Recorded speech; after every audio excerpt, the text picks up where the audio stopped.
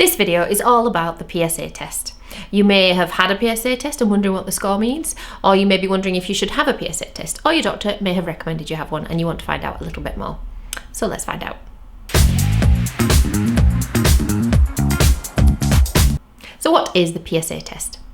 It is a blood test that can be done at the GPs, and it measures something called the prostate-specific antigen in the blood, which is why we call it PSA.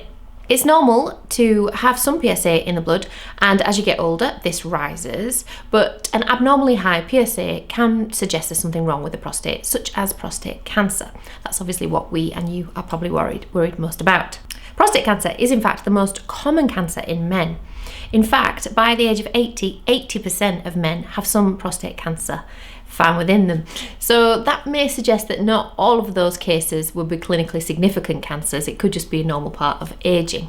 So the PSA test has got pros and cons. So it's important to know a little bit more about it and what your score may mean and what might happen after it. So let's find out a little bit more. So a raised PSA test can be a sign that there is something wrong, like prostate cancer, but actually it can also be raised for quite a few other reasons. That includes commonly things like a urinary tract infection, or you've done some vigorous exercise, gone on a big bike ride, or you've had sex or masturbated in the 48 hours before you've done the test. So it's important to try and avoid those things in a few days before you have the PSA blood test. The prostate, let's start by finding out what the prostate is and why do you have one. So it's about a walnut-sized gland that sits just below the bladder in front of the rectum. It mixes with the sperm to produce a fluid that makes the semen. It also surrounds the urethra, which is a tube that goes from the kidneys to the bladder carrying the urine. So if you've got problems with your prostate, it can also lead to urinary and sexual problems. So why is the PSA test done? Well, some men have the PSA test done because they have symptoms that suggest they may have a large prostate which is pushing on the bladder. So this can include things like urinating more often, especially at night. It can include problems like hesitancy, so it takes a little while for the urine to come out. You can have a poor stream. You can find that you're dribbling a little bit after you finish urinating. Or you can find that you're struggling to urinate at all. Other symptoms of prostate cancer could include things like back pain, bone pain, fatigue, and weight loss. Some men are just concerned about prostate cancer, so they want to have a PSA just to check. Other men might have PSA tests done because they've got problems with erectile dysfunction or blood in the urine. Or it may be that they've had an examination by the clinician of the prostate via the back passage and that has been abnormal. Some people have an increased risk of prostate cancer. That includes men over 50 and those who are overweight.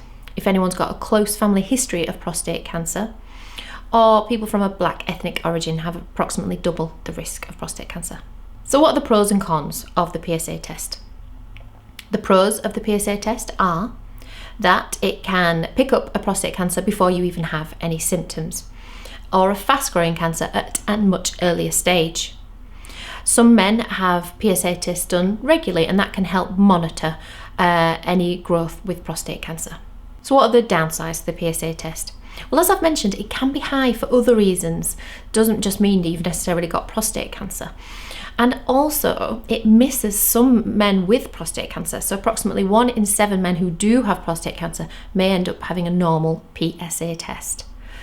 We call this a false negative result, so it can be falsely reassuring.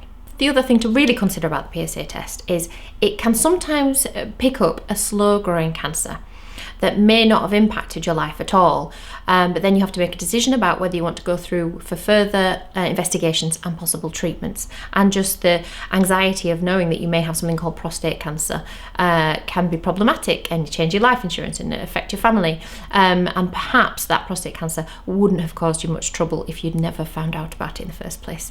So that's just worth bearing in mind. What happens if your PSA result is high? Well, your doctor will probably refer you to urology under what is called the 2-week rule. This is where we refer people to rule out a cancer, obviously a prostate cancer in this case, and the doctor may or may not want to also examine your prostate via the back passage. Under the care of the urology team, most men nowadays will have a special MRI scan to have a look at the prostate. Some of them will then go on to have a biopsy. The biopsy is where they use special little needles to take some small tissue samples from the prostate via either the back passage or the perineum, which is just in front of the anus. These tissue samples are then looked at under a microscope and can be determined if there is cancer or not. And they can also find out how aggressive that cancer may be, which gives you an idea of whether or not it may have already spread. Before the recent widespread use of these special MRI scans, 85% of men went on to have a biopsy, and 2/3 of these did not end up having prostate cancer. So they kind of underwent this almost unnecessary investigation. But actually the use of MRI scanning is really helping determine who should have a biopsy, and is helping the accuracy of the biopsies as well. It's worth bearing in mind that the biopsies themselves aren't without risk. Most of these risks are mild, and they can include things like pain, blood in the urine or the semen, and a high temperature. But there is a 1 to 2% risk of sepsis and hospitalisation. If you are found to have prostate cancer, then treatments include watchful waiting. So that might be for someone who looks like the cancer is localised, hasn't spread anywhere, or maybe they're not perhaps fit enough to go ahead with further extensive investigations. There's also active surveillance, where they will be kept and monitored closely in case anything's changing. There's also, some people will go on to have surgery to remove the prostate, or hormone treatments or radiotherapy. Side effects from these treatments can include urinary incontinence and erectile dysfunction. So in conclusion, it's just worth thinking about that if you have a high PSA and you go on to have a biopsy, it may show that you have a prostate cancer, but perhaps this cancer would have not caused you much bother, and you may end up going through ahead with investigations and treatments that can cause some physical and mental stress. To help decide whether or not to even go ahead with a PSA test, it's worth bearing in mind, what would a PSA test reassure me? If it was positive, would I be happy to go ahead with the investigations and the treatment? If I have a normal PSA test, will I feel reassured? If you do have symptoms of possible prostate cancer, then your doctor is highly likely to recommend that you do have a PSA test, and possibly the examination of the back passage. As I mentioned a couple of times, the new MRI scanning that is being done is helping with avoiding unnecessary investigations and treatments. So that is changing things quite a bit for the good, for the positive. And just remember, before you have your PSA test done, just avoid any vigorous exercise and sexual intercourse for at least 48 hours before the test. I'm going to include some links in the description to some more information if you want to read a little bit about what your risk might be of prostate cancer, and if you want a little bit more information about whether or not the PSA test is right for you, or what a high test might mean. I hope you found that really helpful. Share with anyone else who also might be worried about whether or not they should be having a PSA test or not, and if they're worried about what the results might mean. Okay, thanks so much. See you in my next video. Bye bye.